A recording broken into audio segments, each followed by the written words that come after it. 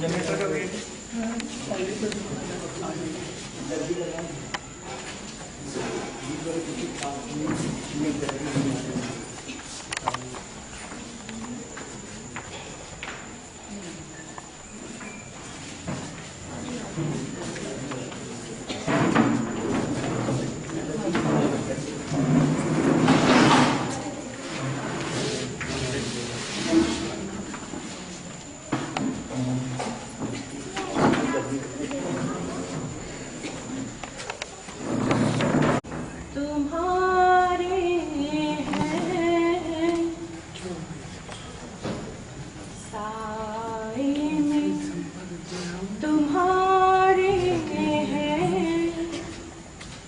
किस्मत ये हमारी है, साए में तुम्हारे हैं। किस्मत ये हमारी है, तुम हम पे करम कर दो, हम पे करम कर दो। ये अर्ज हमारी है, क्या पेश करूं गुरुवर, क्या पेश करूं गुरुवर, क्या चीज हमारी है। ये दिल भी तुम्हारा है, ये दिल भी तुम्हारा है, ये जान भी तुम्हारी है। साए में तुम्हारे हैं, किस्मत ये हमारी है। कुर्बान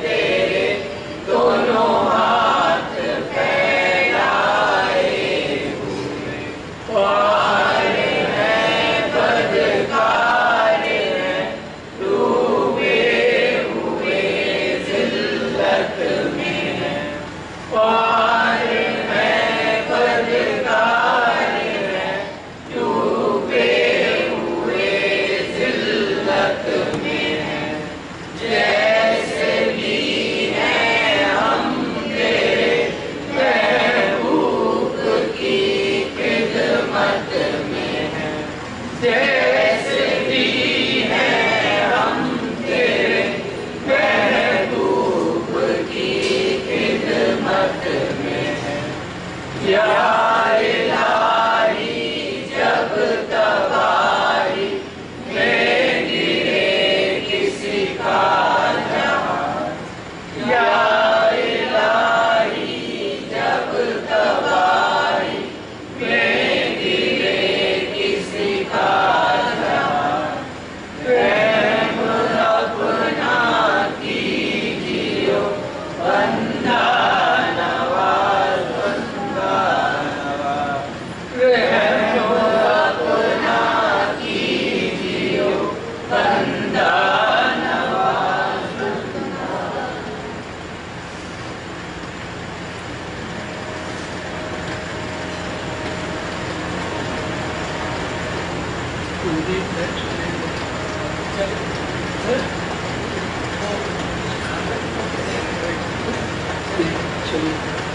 वही किताब ले आओ ना, जो बाबूजी वाला 1.5 पेज रह गया है। अच्छा, हाँ तो उसको पढ़ लो।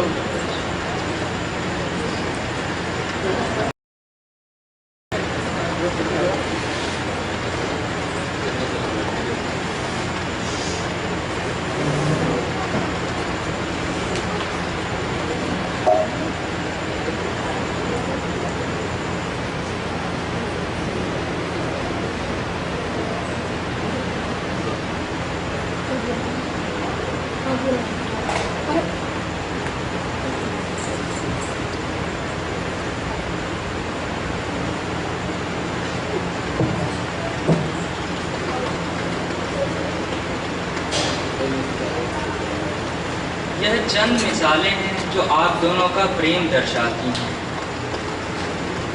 एक बार की घटना है कि पूज्य ताऊजी, पूज्य बाबूजी और पूज्य बाबू चाचा जी सिकंदराबाद में थे और कहीं जा रहे थे। रास्ते में कुछ बदमाशों ने पूज्य ताऊजी पर कातिलाना हमला करना चाहा।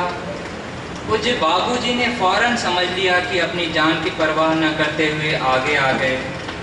इतने में पूज्य बाबू चाचा आप दोनों को चले जाने को कहने लगे और खुद अकेले मुकाबले पर डट गए।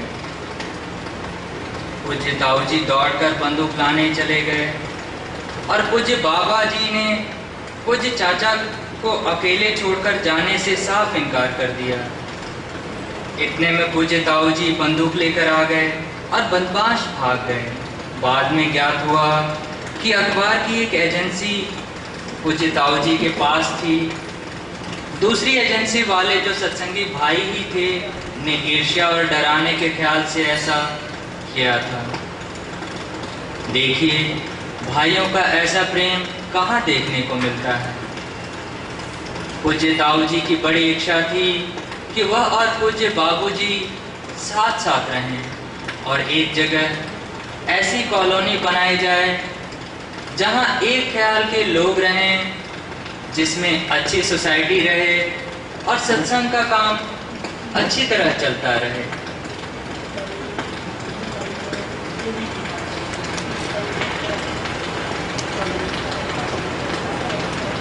तो फैक्ट यही है कि 80% लोग खाली अपनी पब्लिसिटी और उसके लिए पूजा करते, मन की शुद्धि के लिए नहीं।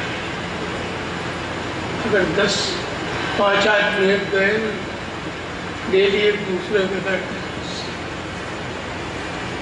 जब तक हमारा मन सतोगुणी नहीं होगा तब तक हमको कोई फायदा नहीं। और जो मजदूर की तरह जो हमने मेहनत की है उसका लक्ष्य पूरा करने के लिए हमको अपने मन को सतोगुणी बनाना पड़ेगा और फिर रोज देखना पड़ेगा कि आज हमारे विचार कितने देर तक सतोगुणी रहे, कितने देर तक रजोगुणी बने और किसी मना इसलिए नहीं करते कि वो भरोसे पर रहता है शायद आज नहीं कल नहीं परसों।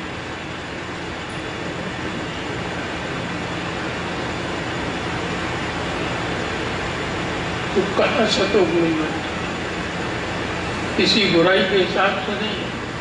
गुरुदेव ने सबसे लिखाया, सबने लिख के दिया, वो किसी ने शर्मा में नहीं कहा तुम शिष्य कहलाने के, तुम तो बदतर हो उससे।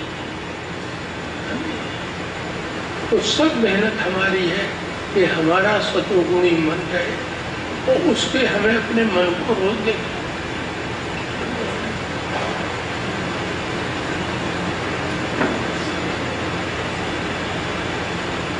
लाला जी महाराज साहब की सब बातें एक एक से,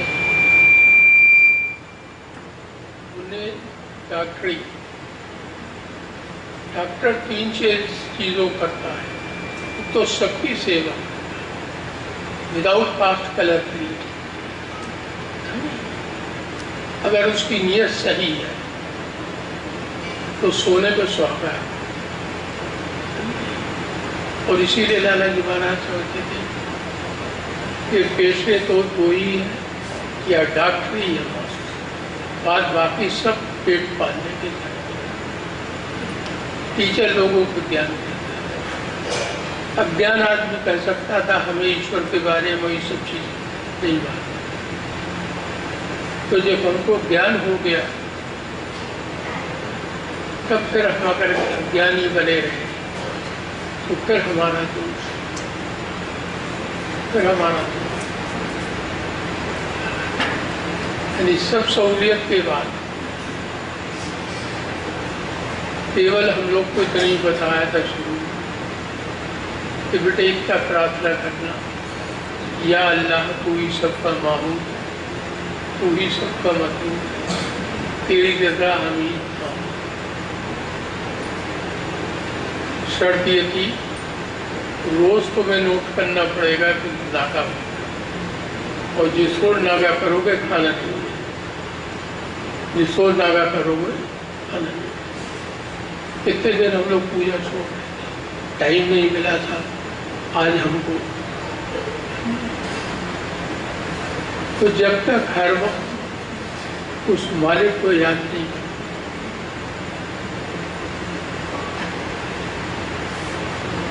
और उसके बाद एक इसी तरह बताया कि उन्हें बेटे अब तो भी नहीं करना, अब हम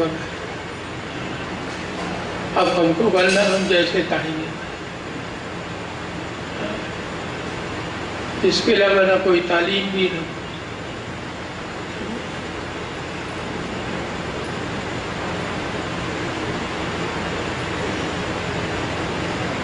बस उनको ये भरोसा था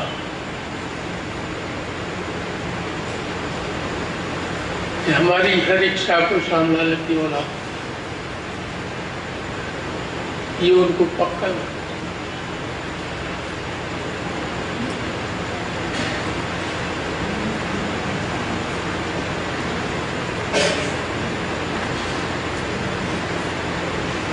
तो जब तुम हर वक्त गुरु को याद करते रहोगे तो ईश्वर से, गुरु से जुड़े हुए नाम लेते रहोगे तो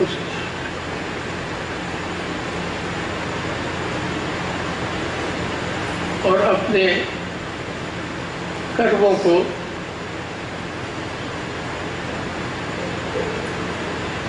ध्यान दो, मगर हमारा हमेशा सफल।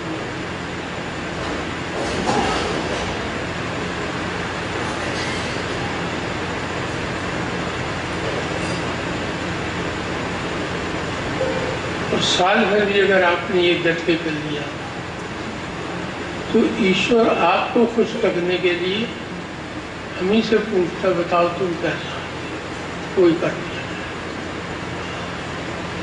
कई मरतबाजी लाला जी महाराज साहब ने कि हमने तुम्हारे सब आदमी कबूल कर,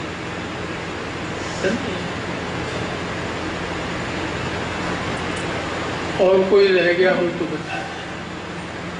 लेकिन क्या था, स्वामी का पहले मैंने अपने सत्संगियों को, फिर अपने रिश्तेदारों को, फिर मेरे ऑफिस के लोग थे उनको, फिर बेटे जिसका खाया है सबको सुन। तो हमें ब्रॉड माइंडेड होना चाहिए। अपने सत्संगियों को सौंप देना इमिटेशन है।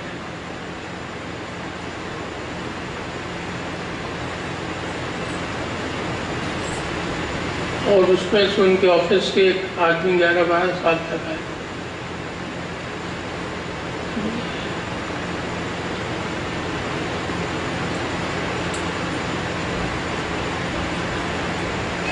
तो बोले बेटे हमने अपनी ड्यूटी खत्म कर दी, अब वो करेंगे डेफिनेटली फायदा हो, नहीं करेंगे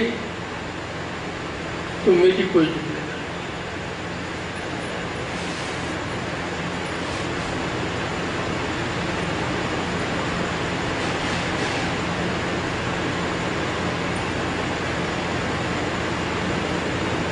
बता दिए देखो बेटे ये बुजुर्ग पास है, जब ये के पास हमेशा सलाम कर जाया करो, साल में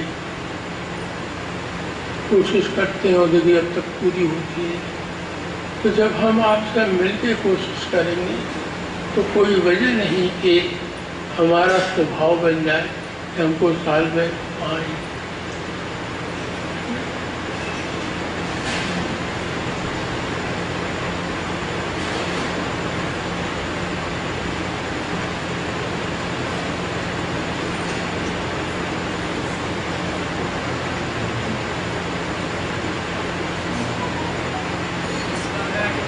उन्नीस 1955 में जब पूज्य बाबूजी का रिटायरमेंट होना था तो पूज्य ताऊजी ने पूज्य बाबूजी से कहा कि तुम गाजियाबाद में ही सेटल करो, क्योंकि यह मेन लाइन पर है और सत्संगियों को आने जाने में बहुत आराम रहेगा, और मैं भी सिकंदराबाद से यहीं आ जाऊंगा और वक्त सत्संग अच्छा गुजरेगा। अभी इस तरह का ख्याल किया गया और पूज्य बाबूजी को भी यही ख्याल अच्छा लगा। यद्यपि बदायूं में एक प्लॉट खरीद चुके थे और पहले इरादा भी वहीं रहने का था, क्योंकि आप वहीं के रहने वाले थे, परंतु बाद में इस ख्याल को बदल दिया और गाजियाबाद ही रहने का कुछ इरादा सा कर लिया। उसी समय बुलंदशहर के एक वकील साहब जो अपनी जमीन बेचना चाहते थे और इज्जतदार होने के कारण जाहिरी तौर पर किसी को बताना भी नहीं चाहते थे, और पूज्य बाबूजी के पास तशरीफ लाए और उनके 6 प्लॉटों को खरीद लिया गया और उस कॉलोनी का नाम रामाकृष्णा कॉलोनी रखा गया। उसमें एक प्लॉट पूज्य सरदार करतार सिंह ढींगरा, दूसरा डॉक्टर विशंबरनाथ सक्सेना, पूज्य स्वर्गीय जीजाजी, तीसरा पूज्य बाबूजी, चौथा श्री कृष्ण जौहरी और डॉक्टर महेश ने आधा आधा, पांचवा पंडित काशीनाथ, छठा पूज्य ताऊजी के भाई श्री गिरधर किशन भटनागर ने लिया। बाद को कुछ लोगों ने अपने अपने प्लॉट बेच दिए। इस तरह पूज्य बाबूजी ने कोठी बनाई और वहीं रहकर सत्संगियों की सेवा करते। 5,000 के खरीदे थे, 2.5 लाख रुपये में बेचे, उतना उनका सोर्स ऑफ इनकम था, जिसकी वजह से कोई गुरु का काम तो तब करते जब उसे किसी फॉर्म में सत्संग, और उसके बाद वो इतना शॉक हो गए थे इस सत्संग के नाम से वो चढ़ते थे। आखिरी वक्त यही था, उन बड़े हमारे पास इन लोगों की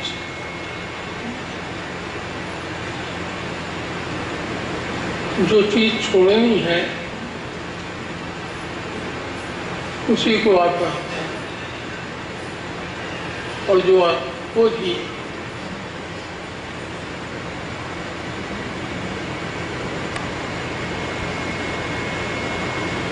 जीजा जी का 5,000 का प्लॉट था, 55,000 रुपये उसकी म्यूनसिपलिटी में होगी। ये दिनेश जी ने कोशिश करती, ना तो कोई मदद करना चाहता है सत्संग से बनी बनाई खिचड़ी मिल जाए, वो भी इनकी बदौलत ये नहीं मालूम था ये कहाँ का है।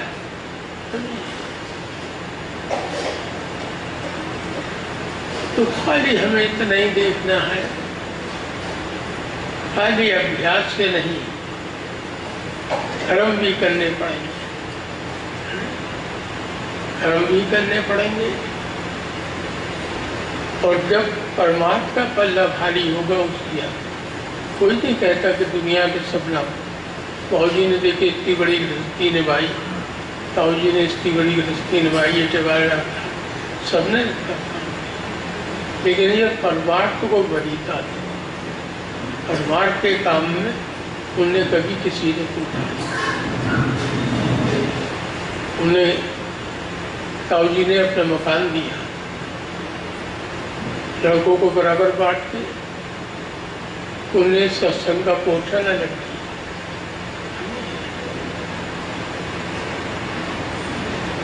जितनी किताबें लिखी ताकि लोगों को,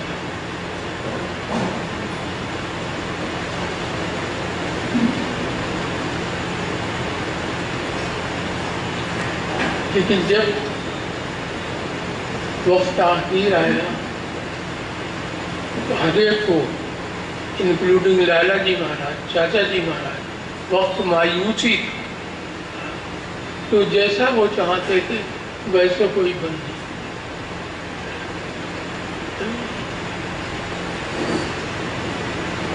लाला जी के 32 श्रेष्ठ 32 में इन 7 को छोड़ के और किसी का आज नामो निशान। तो इसका मतलब ये है सक्सेस, लेकिन फिर भी निराशा किसी ने नहीं की। और हर एक ने यही कहा हम लाला जी महाराज साहब। और जहां बड़ा लाला जी लगा तो परसेंटेज सक्सेस कुछ न कुछ बढ़ती थी।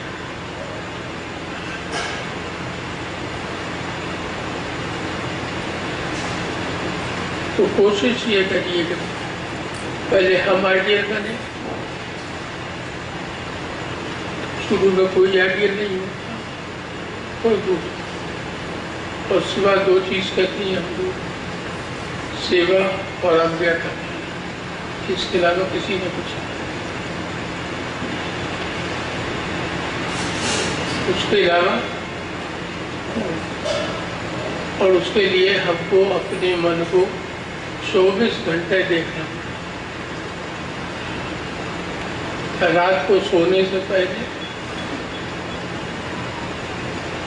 जो भी गलतियां हो गई उनको क्षमा मांगी कि आज हमसे जाने जान।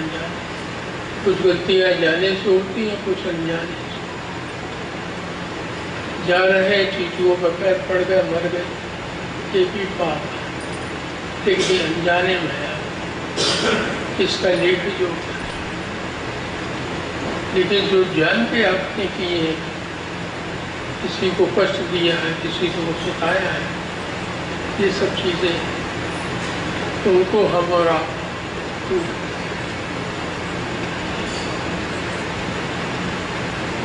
तो पहले हमको सदाचार बनाना हो,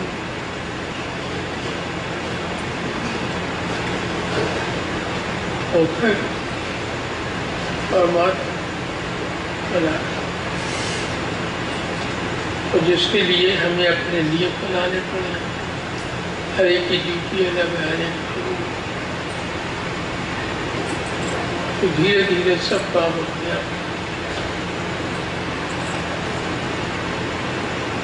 इस तरह पूज्य बाबूजी ने कोठी बनाई और वहीं रहकर सत्संगियों की सेवा करते रहे।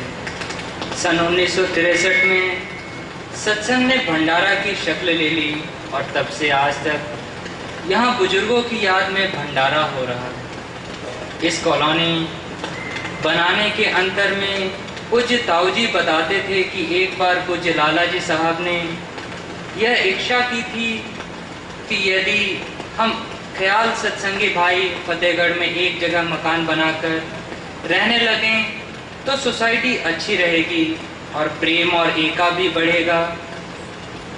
किसी सत्संगी भाई के जरिए से यह ख्याल पूज्य ताऊजी से कहलवाया। आपने अपने ख्याल को सबसे कहलाते तो सिलेक्टेड लोग होते, डिसीजन नहीं लेते। फिर जैसे रिस्पॉन्स मिला तब डिसीजन। तो कुछ लोग जो चमचे जब बांटते उन्होंने कहा था बड़ा अच्छा था, ताऊजी का बेहुदा ख्याल है। उसके बाद सबने कहा उन्हें बनो, उनसे तो हमारे विचार ही नहीं रिसीव करते तो क्या करें। उसी के ख्याल को पूरा करने के तभी उन्होंने कहा कि लाला जी महाराज साल में पहले मैंने उसी तो कॉलोनी का नाम तो रामाकृष्ण कॉलोनी रखा है, था तो सत्य है। ये जो लक्ष्य उनका था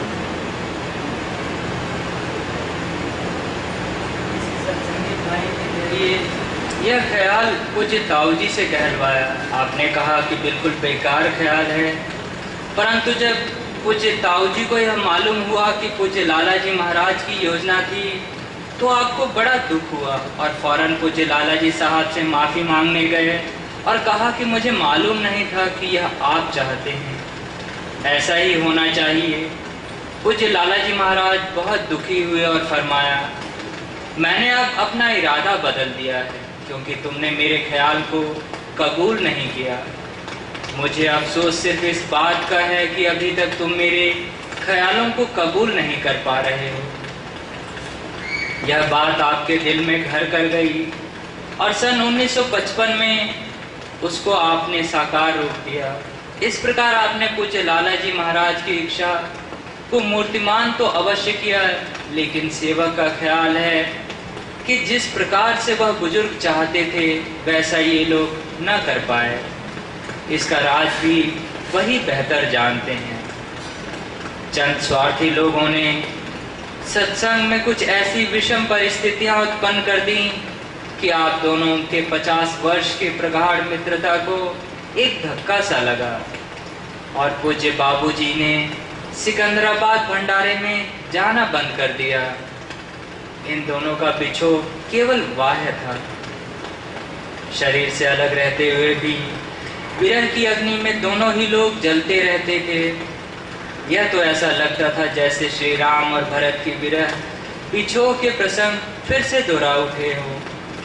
श्री राम को भरत से अनन्य प्रेम था और भरत को भी, परंतु परिस्थितियों ने बिछोह की अग्नि में ही रखा। यही दशा इन दोनों महान संतों की थी। सेवक को खूब मालूम है कि दोनों के जीवन में यह सबसे बड़ा सदमा था। पूज्य बाबूजी कहते थे कि उनको अपने माता पिता, हम लोगों की माँ तथा पहले बच्चे की मौत का भी सदमा, जो कि वाकई नाकाबिले बर्दाश्त था, इतना नहीं हुआ जितना पूज्य ताऊजी से बिछोह का।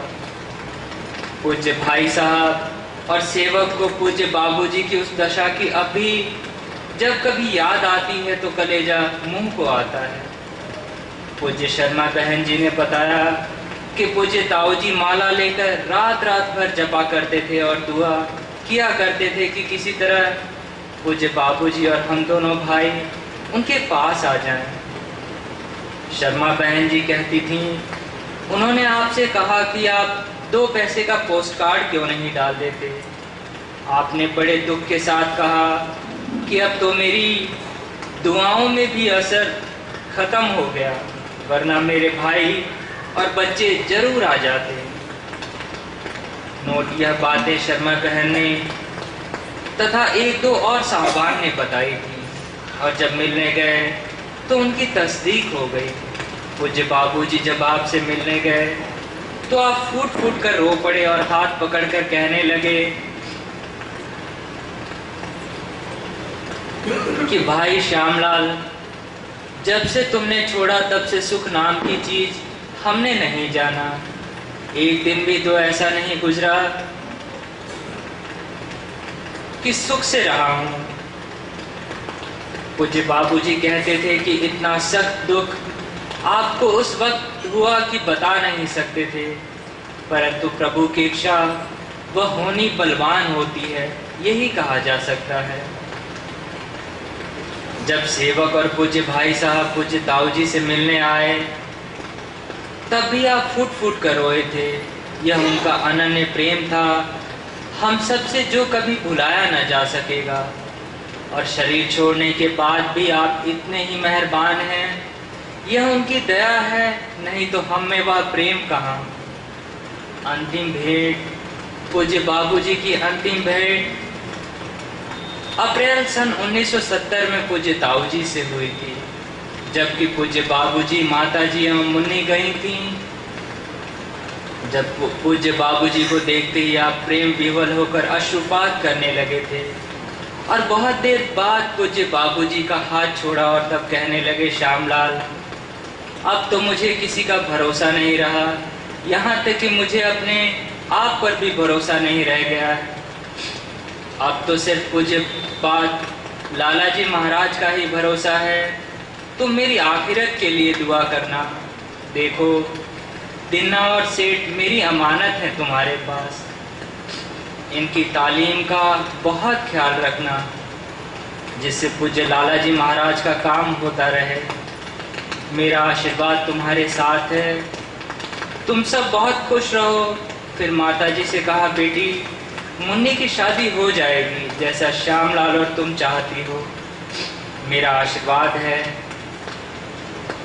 पूज्य बाबूजी की इच्छा थी कि मुन्नी की शादी डॉक्टर लड़के से की जाए।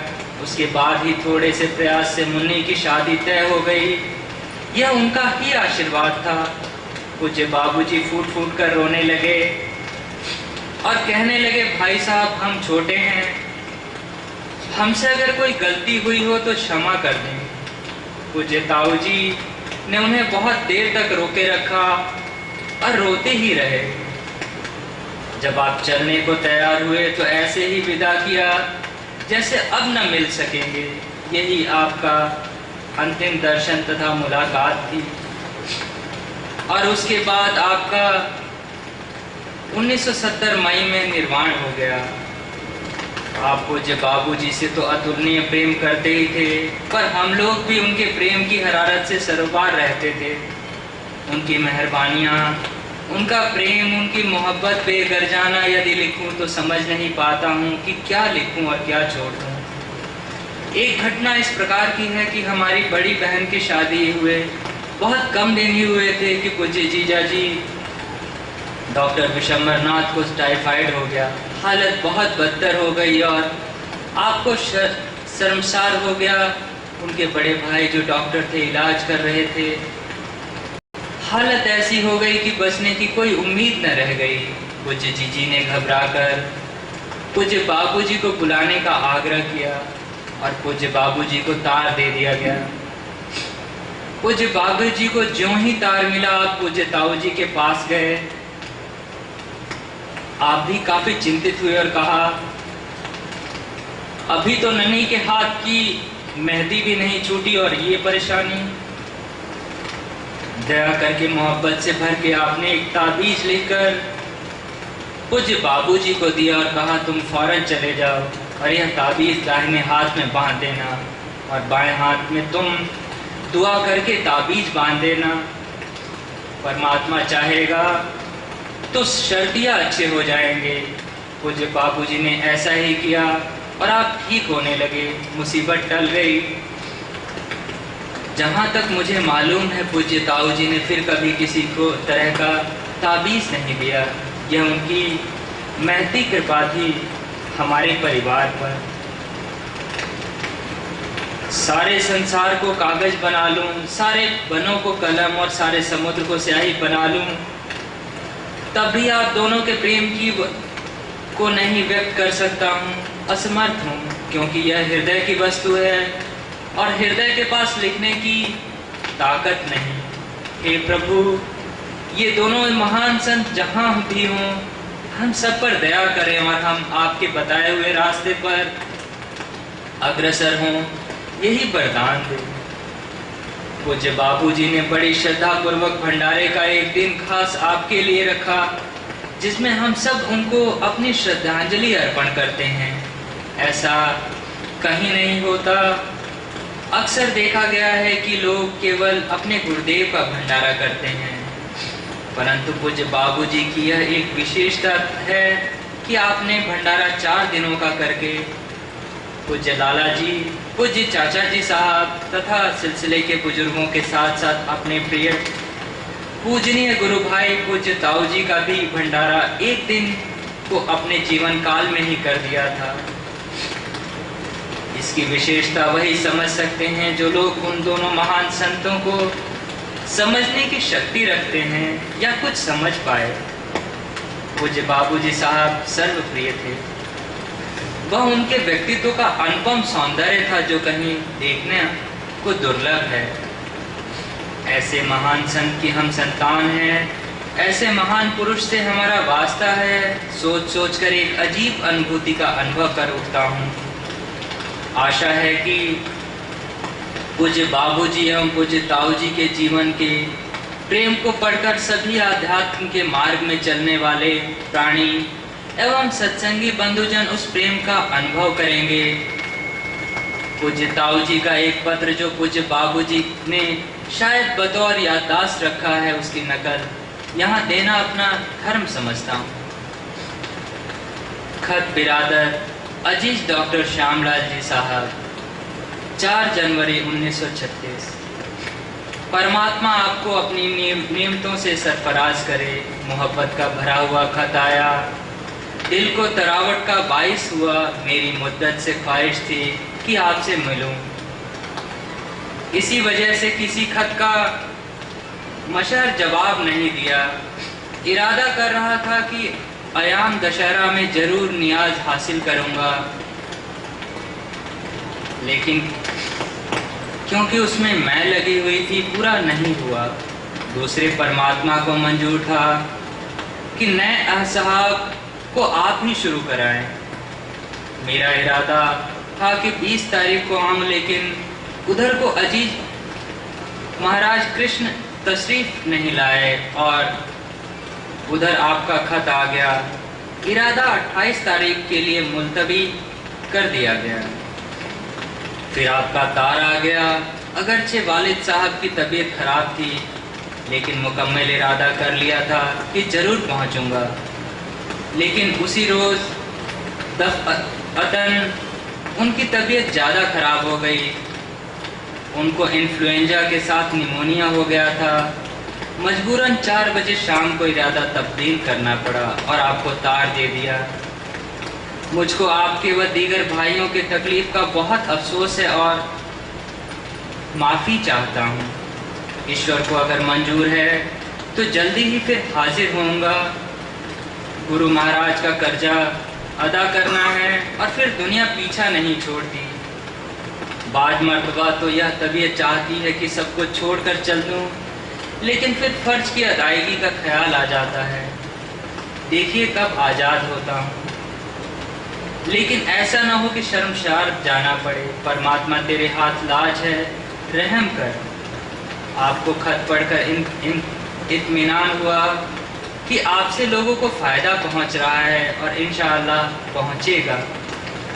आपको इजाज़त किबला लाला जी महाराज साहब की जानिब से है, न कि मुझ आसी की जानिब से, जिसको आप खुद महसूस करते होंगे। मेरे लिए भी दुआ फरमाएं। क्या अजब मुझ आसिफ पर भी रहम हो जाए। जब आप अजीज बिट्टन बाबू की शादी में तशरीफ़ लाएं तो ज़रूर दर्शन दें। पेशकार साहब की बारात 19 तारीख की शाम को रुखसत होगी। अगर हो सके तो 2-1 घंटे के लिए आ जाएं, वरना जैसा मौका हो। अजीज राजे पूज्य ताऊ जी के छोटे भाई को जगह मिल गई और उन्होंने 1 दिसंबर से काम ले लिया। इत्मीनान फरमाएं। बाबू रघुनाथ सहाय जी की लड़की की चोरी का हाल मालूम होकर रंज हुआ। परमात्मा उनको शांति दे। शकुंतला बोबो की शादी 15 फरवरी को पुख्ता हो गई। अभी तक मैंने मेरठ नहीं लिखा है। वजह यह कि मेरे पास 1 पैसा नहीं है और ना मुझको कर्ज मिल सकता है। दुकान का तकरीबन 1500 रुपये वसूल करना है और लोगों का वायदा जनवरी के बाद अदा करने का है। अब रुपया आवे तो कोई काम करूं और यह भी इरादा है कि पहले ज़रूरी सामान फराहम करूं, जेवर ना बनवाऊं। जेवर इतना ज़रूरी नहीं जितना और काम।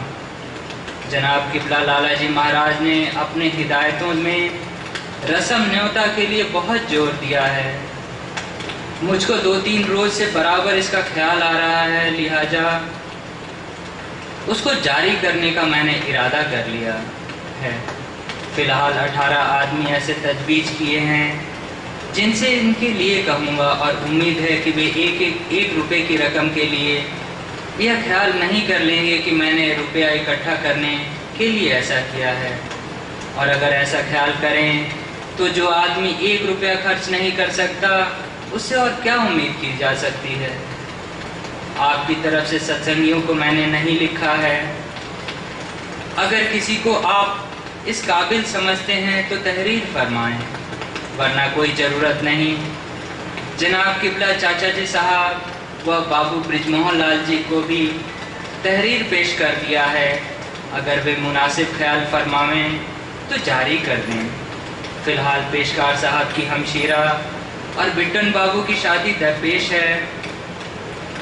अगर मेरी राय के से आप मुताबिक हों तो तहरीर फरमाएं, ताकि आपकी जानिब से 100 रुपये पेशकार साहब को दे दूं।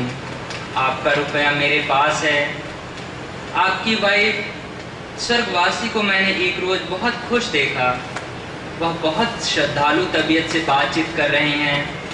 परमात्मा उनको खुश रखे और अपनी राह पर रखे। आप शादी के बारे में परेशान न हों, परमात्मा खुद इंतजामकार है। मैं क्यों फिक्र करूं और परेशानी मोल लूं। बाकी खैरियत, दुआ गो, श्री कृष्ण।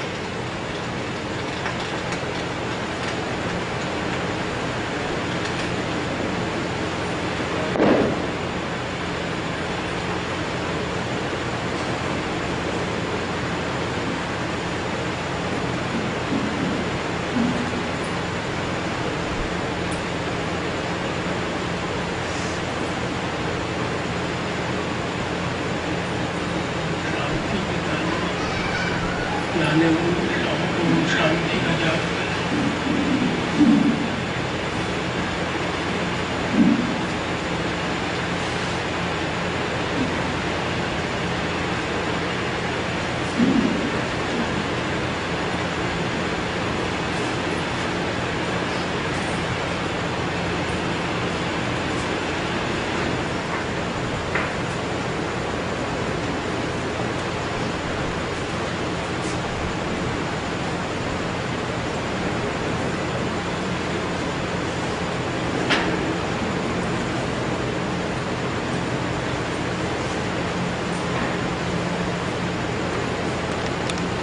उसी को रोज करते रहिए, सबका भला हो।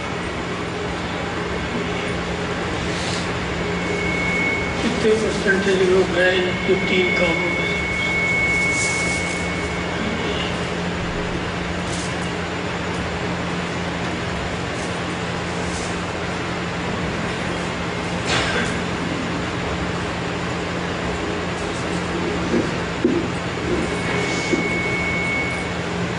जब इन तीनों प्रार्थनाओं को हम लोग फॉलो नहीं करेंगे प्रैक्टिकली,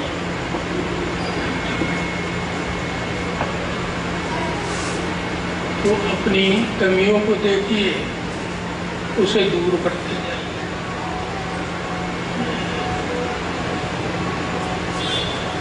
और जब वो कमियां दूर होती जाएंगी, उतना ही आपको अपने गुरु से नज़दीकी भी होती जाएगी और ईश्वरी गुण हर एक का अलग अलग था। ताऊ जी महाराज का था, विडो हो, यतीम बच्चा हो, उठा लाते तो कहीं का। दूसरे की अपने चली चुप सत्संगियों को वहाँ होकर उनसे चलो वहाँ चलते रहो, उनको हम पढ़ा देंगे। इसका लोगों ने मिसयूज किया। ये भी मौजी का था, उनने अपने जीवन का नियम बना रखा था।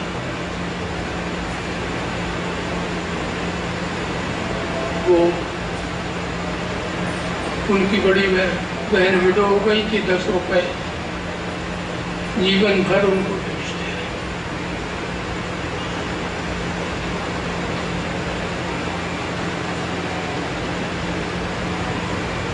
और जो भी डिवीज़न हुआ सबसे अच्छे खेत को दिए गए।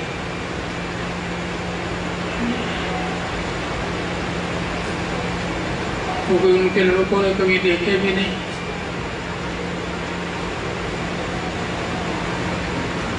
दादाजी महाराज साहब के यहाँ जीवन भर जब से उनकी डेथ हुई और लास्ट लड़की की पुस्तक बना, जिसका उन्हें ताऊ जी से भी जिक्र किया।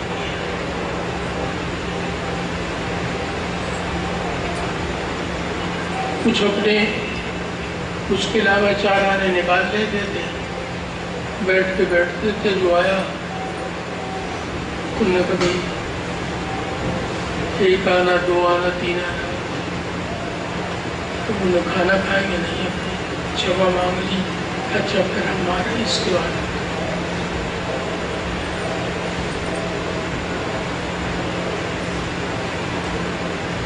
तो हमें अपने जीवन के ये 6 गुण, दया, दान, दीनता, क्षमा, सच्चाई, अपनी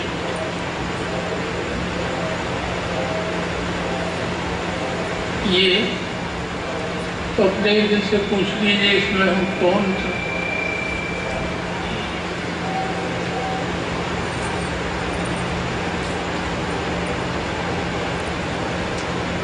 प्रेम सबसे ऊंचा होता है। तो जब आत्मा जुड़ जाती है, 1 टाइम लेबर है और होल टाइम बचे।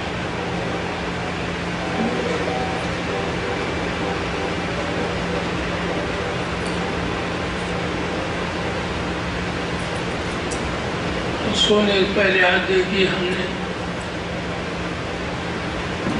जो अवगुण थे उनमें से हमसे आज को उसकी रोज क्षमा मांगते रहे। क्षमा असली है, वो रिपीट नहीं।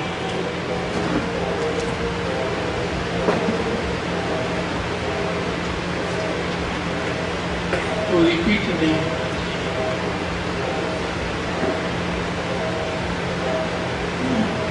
तो कोई वजह नहीं, एक ही जन्म में आप लग चुका। इसमें को प्रेम करते थे।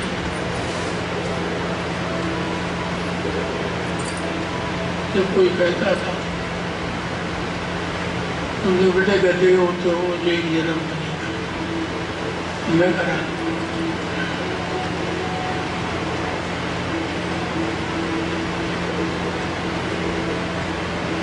इसलिए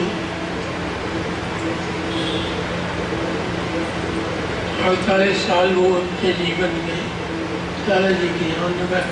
जितने साल में बेटे उस घर से जुड़ा रहा, उतने साल तो उसको उस घर में जुड़ा। तो हम लोग ये समझते थे इनको पूजा में देख के मालूम हो जाती है। सबसे कहते देवानी तामीन का हुआ था। और देखिए 70 से जाते रहे कि 49 इतने दिन तक मैं मेरे नंबर 1 पर आए, इतने ही दिन जब तक तुझे और 38 में पैदल नहीं तो मेरा नाम डॉक्टर श्री कृष्ण है। ऐसा ही होगा।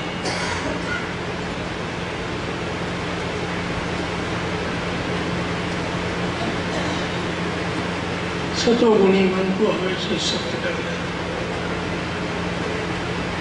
रजोगुणी मन कभी सत्य पे जाएगा, कभी तमोगुणी मन हमेशा गलत जाएगा। तो सबसे पहले अभ्यास के लिए ही है हमारा अपने मन को बराबर सतोगुणी बनाना। और एक दिन का नहीं, ये जीवन भर का सौदा है। और इसके लिए जो कहते थे हमने घंटे भर अभ्यास किया तो ईश्वर को नहीं ऐसा नहीं।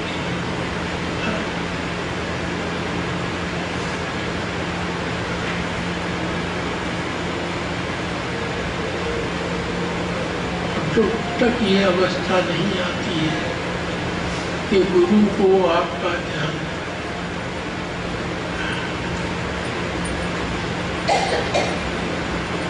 जैसे कबीर ने कहा अभी तो हम राम राम करें। जब राम कबीर कबीर कहें गुरु को तभी याद आती है जब उसको कोई पहले सो गया। अदरवाइज आपकी चिट्ठी आई, आप मिल गए तो याद आ गई। तो जब गुरु आपको याद कर रहे हैं तब क्या आप उस शख्स को कोई, तो जैसे भी हो कुछ से आपको बराबर छूटे, उसी के लिए हमें ये समझ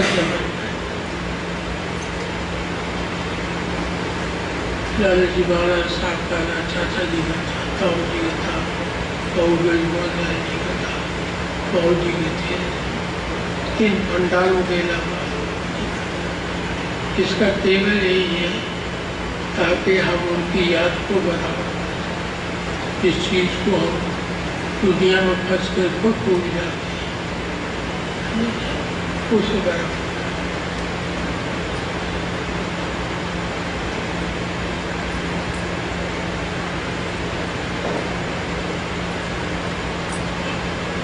तो आप ये देखेंगे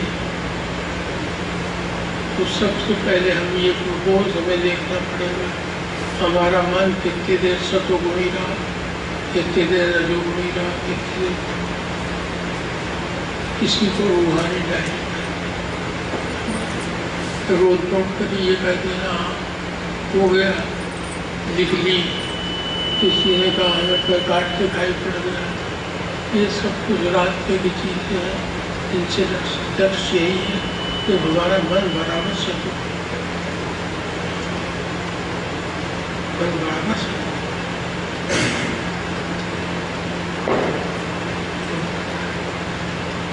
और वो सभी बना रहेगा जब अपने मन को अपने बुद्धि की बात से गुरु के एक मन से जुड़े।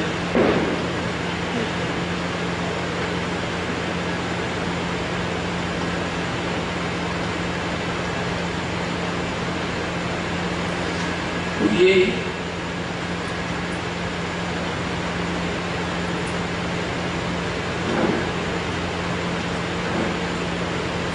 किसी के लिए समय समय पर निर्माण दिवस, जन्मदिन, ताकि जो हम लोग कमियां हैं उन्हें दूर करते रहें।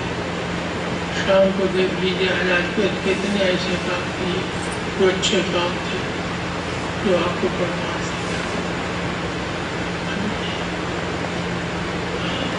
जब उसका पल्ला भारी होने लगे तो वही उन्नति होगी।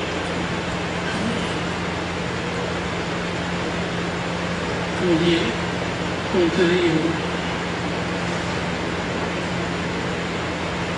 हम जहाँ भी रहे हमें 3-4 को लोगों के नौकरी लगाए और जिसको बहुत सी अवकाश हुई, हमेशा यही चैलेंज रहता था कि अपने आदमी भरेंगे। घर के बारे में हमने नहीं कभी सोचा कि क्या हो रहा है कैसे। सिविल सर्जन का टाइम था, उनसे कहते सर्विस तो जो ईमानदार थे उनके तो जिसका भला। और इनका एक चपरासी था, सब शराब पीता था और सैकड़ों गालियाँ रोज देता था, महीने में 2-1 मरतब हो ही जाता। पढ़ लाता बंदे निकाल दीजिए, वो है।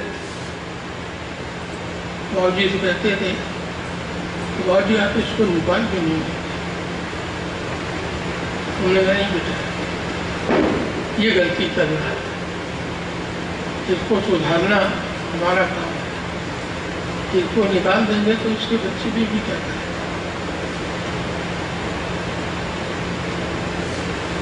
बोले अभी का दूसरा आएगा निकालेगा, फिर बेटे फिर हमको वो करेगा, वो भोगेगा। हम लोग 7 साल तक उन्होंने उसे निकाला। उसके बाद उसको निकाल दिया।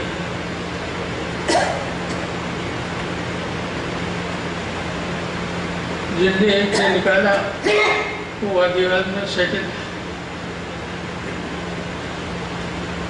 सब कुछ होते हुए ये जिस कोठी में हम लोग रहते थे ये भी वो हर तरह से उन्होंने देखो बेटे ये कहा कुछ, इन पर पैसा भी है। उनका 2 दमाद थे, दोनों बेटे, लड़का था वो यहाँ मर गया, उन्हें कहा सुन। तो बेटा जो करेगा वो होगा, उसको तो पूछ सकता है। हमें अपना देखना चाहिए, हमें कोई काम नहीं जो किसी को दो, तो जिसको हम सुख पहुंचा सकते। जब हम सब ईश्वर के भाई भाई हैं, चाहे किसी कास्ट के हो, कलर के हो, इसलिए हमें होने चाहिए।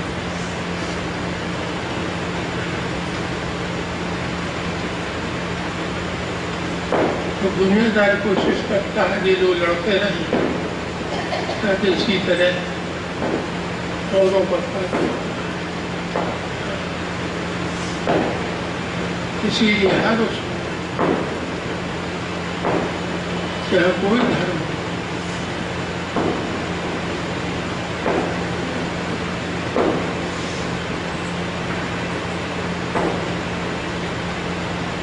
ईश्वर को हर वक्त त्याग करते हैं, जो प्रेम गिरावट और बाकी तो कर्म है, जो करिए अच्छे कर्म करिए, अच्छा भोगेंगे, बुरे कर्म करिए, लेकिन भोगेंगे तो तब ये है कि ईश्वर के हमें मिल जाएंगे तो हमेशा का होगा, और जब भी आप आएंगे उसका काम करेंगे। देख लीजिए लोग कहाँ के रहने वाले थे, सब उसी पीरियड में, और धीरे धीरे चाहे जिसने भी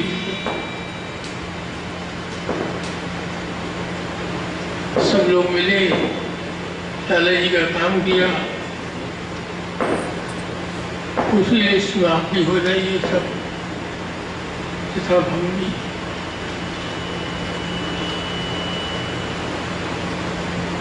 तो दुनिया को जो आप धोखा दे सकते हैं, ईश्वर को नहीं दे सकते। सच्चे दिल से याद करिए और सच्चे दूसरों को कहिए कि बस इसको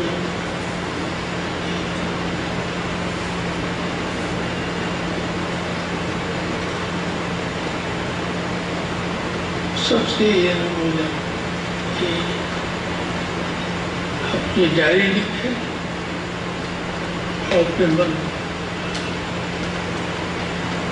जब मन तब वो खाना छोड़ दिया, सबसे अच्छा है तरीका। और ये देखिए किस किस से आप मिले, उन्हीं में से 2 आदमी ऐसे होंगे जो या तो किसी गलत आदमी से मिले होंगे दुनियादार में, और या खाने में कोई गड़बड़।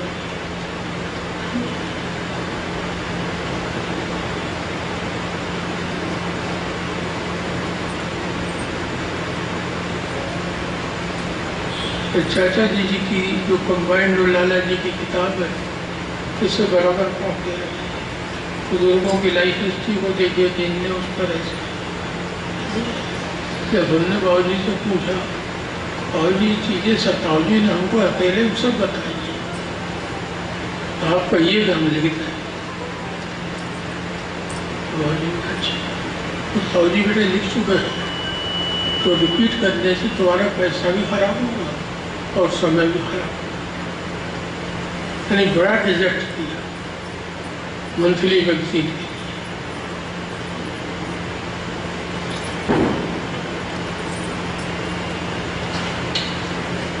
फिर हमने लिखा कि एक दिन हमने सपना देखा, डॉक्टर चतुर्भुज साई जी आए हैं,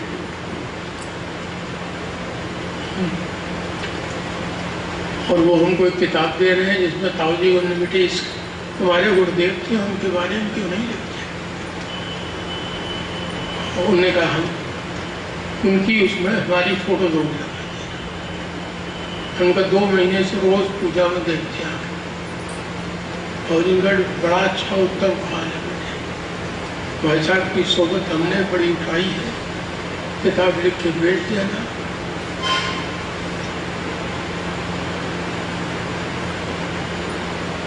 वो पहली किताब थी, और देखिए सबकी लिखी, क्यों नहीं आप लोगों के मन की इच्छा हुई कि अपने गुरु के बारे में पूछें? क्यों मन सतोगुणी बराबर?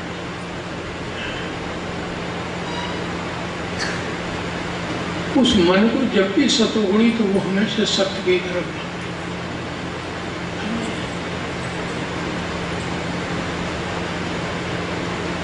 और वहां से फिर ये परमार्थ शुरू होता है कि बुजुर्गों का आशीर्वाद। तो उसके लिए 6 गुण हमको अपनाने पड़ेंगे, और जब हम इन पर परमानेंट आते जाएंगे तब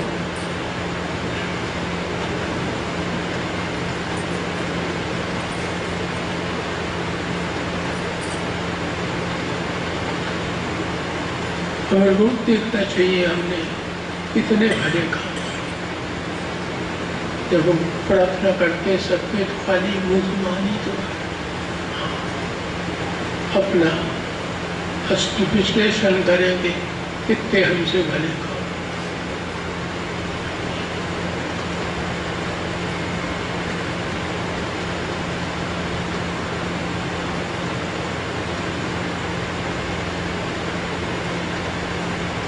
तब फिर उन चीजों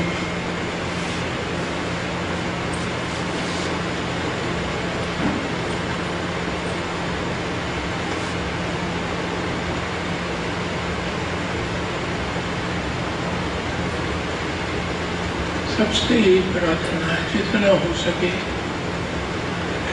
जो बीत गई उसको भूत को भूल जाइए, उसे रीजन नहीं कर सकते, लेकिन भविष्य में हम हर चीज को रेगुलाइज कर सकते। तो उसके सोचने से कुछ फायदा नहीं, अननेसेसरी एक संस्कार बनेगा। लेकिन आगे की लाइफ को अपने प्लान करने का हम करें।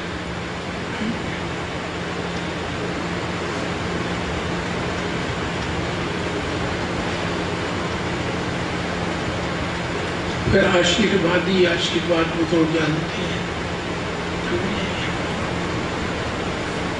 और हर आपकी भी उसको अपने आप सॉल्व करते चले।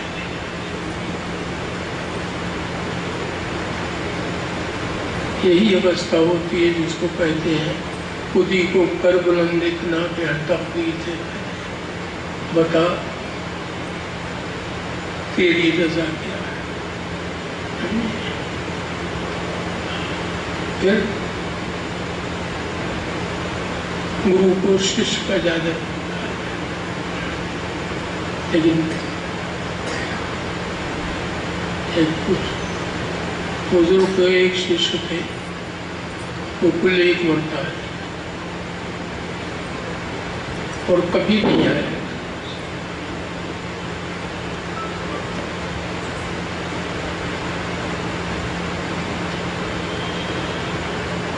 उनने अपने शिष्यों को कह दिया था कि जब वो मरेंगे तो कॉल बेल लगा दिए, ये बजने लगे। अगर ये नहीं बचती तो उसका मतलब हमारी मोक्ष नहीं।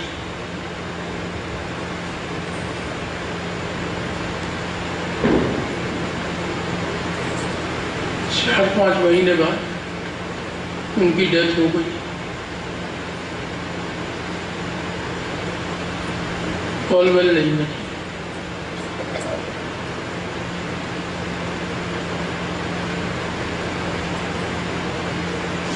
लिहाजा लोगों ने डिस्कशन शुरू हुआ, कारण क्या था।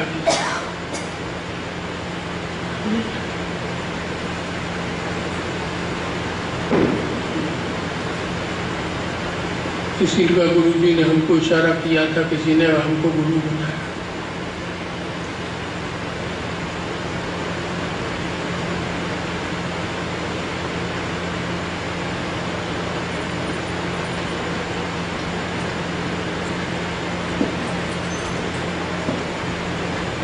एक ने कहा भाई चलो देखा जाए, वो कभी आए ही नहीं। उसके घर पहुंचे, उसकी विडो माँ थी, उसकी वो पैरना बरा था। उससे जाकर लोगों ने कहा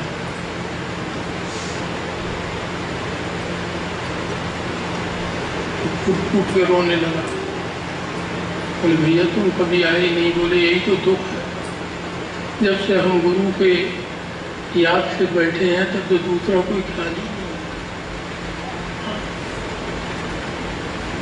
तब लोगों ने कहा देखो ये वो होती है।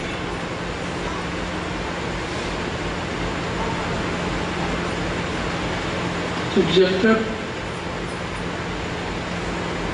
24 घंटे में से बाबूजी कह रहे बेटे 1/3 टाइम नहीं दोगे उसे याद करने का उसके समय, चाहे वो चलते खाते पीते होते। ज़्यादातर लोग 2 वक्त के अभ्यास में वो भी रेगुलर हैं कि नहीं, उसमें ईश्वर को पाना चाहते। 200 दूर हमारे गुरुदेव कहते थे दुनिया भोग के तुम संतुष्ट हो तो उसी को भोग के देखो, उसमें भी तुम संतुष्ट नहीं हो किसी तरह से भी।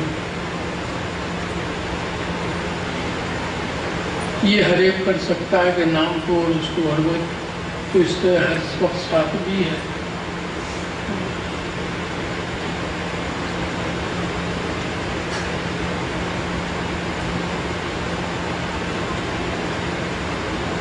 रेगुलर अभ्यास से केवल हम अपने मन को सतोगुणी बना सकते हैं। वो भी जब रेगुलर करते रहे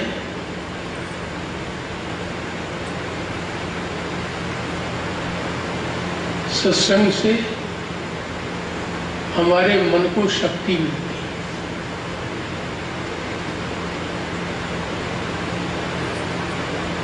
इसलिए रेगुलर सत्संग को जगह जगह, और इसी ख्याल से लाला जी महाराज साहब ने ये था कि दूर दूर नहीं जा सकते, पास पास रहे ताकि लोग रात को उठ के चले।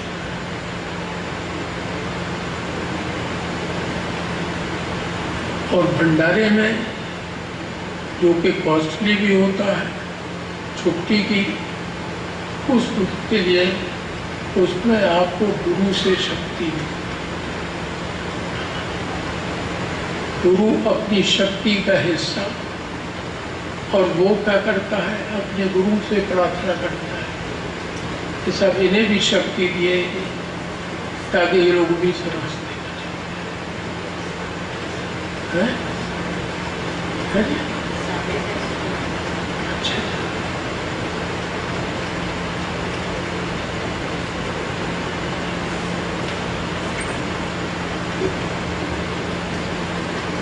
हर अभ्यासी को ये चाहिए नित्य दोनों समय अपना अभ्यास करें। लोकल जहाँ भी सत्संग होता हो, जिसके यहाँ सत्संग होता है इसका मतलब वो सुपीरियर नहीं है। फिर रेगुलर सत्संग के बाद साल में जो भंडारे मेन होते हैं उनको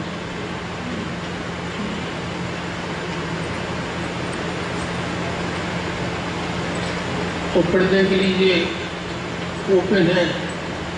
भंडारे में जब हम लोग गए थे 6 आदमी थे, बंगलोर में आज 20-25 लोग होता है, 2 ही बढ़ता है, तो इससे ज़्यादा प्रोग्रेस क्या हो सकता है। इतनी ये पॉसिबल नहीं है कि हर बढ़ता सब लोग बंगलोर में हैं, लेकिन तुम देखते हैं ना अगर सब लोग बराबर करते रहे, क्योंकि अभी हफ्ते में 3 ही दिन है, तो कोई वजह नहीं कि वहाँ पढ़े। यही परमार्थ है। ईश्वर कहता है कि मनुष्य 1 कदम मेरी तरफ चलता है तो मैं 100 कदम चल के उसको।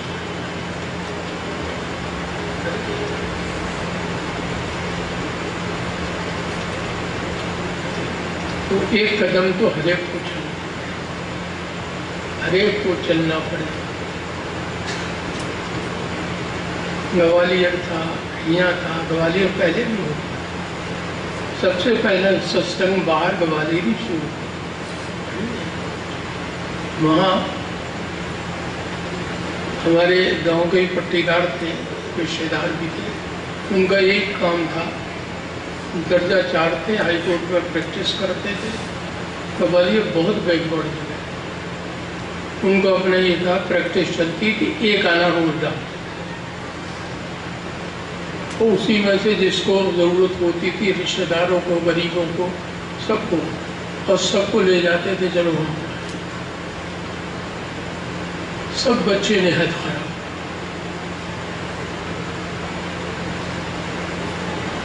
तो परिवार तो नहीं कह सकते, लेकिन दुनिया सबकी, परिवार बहुत बड़ा। तो वो तो दीन को दे चाहता, दीन मनाना चाहता, लेकिन घाटे में आप तब भी नहीं है, तो दुनिया तो आपकी बन रही है।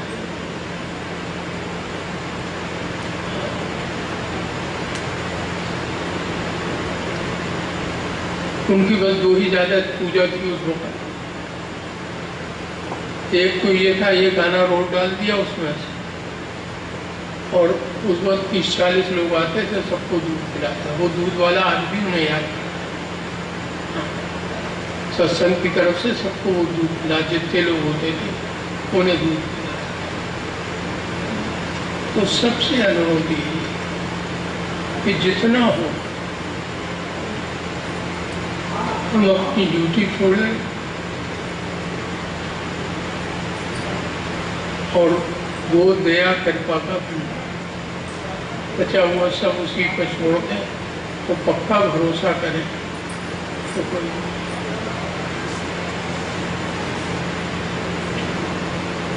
कल सुबह का यहाँ से यादव जी कैसे चलेंगे सब लोग? हैं? और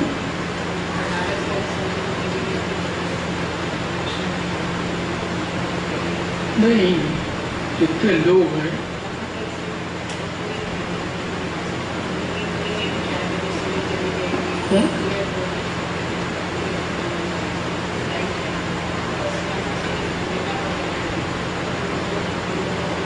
और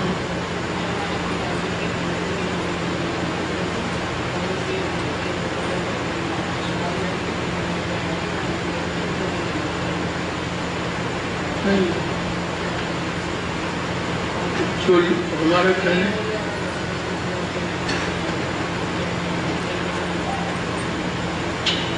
ये तो मतलब नहीं। हमारा कहना ये है कि यहाँ से हम लोग पहले मोहनादुल्ला साहब के नहीं है क्यों है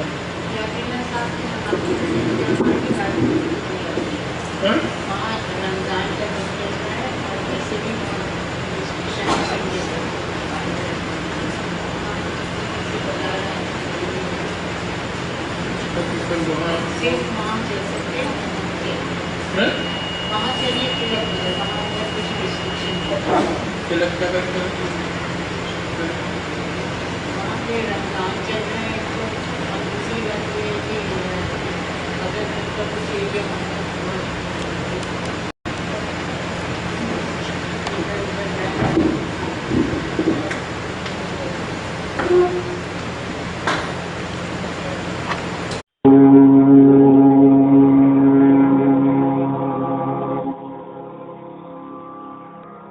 Om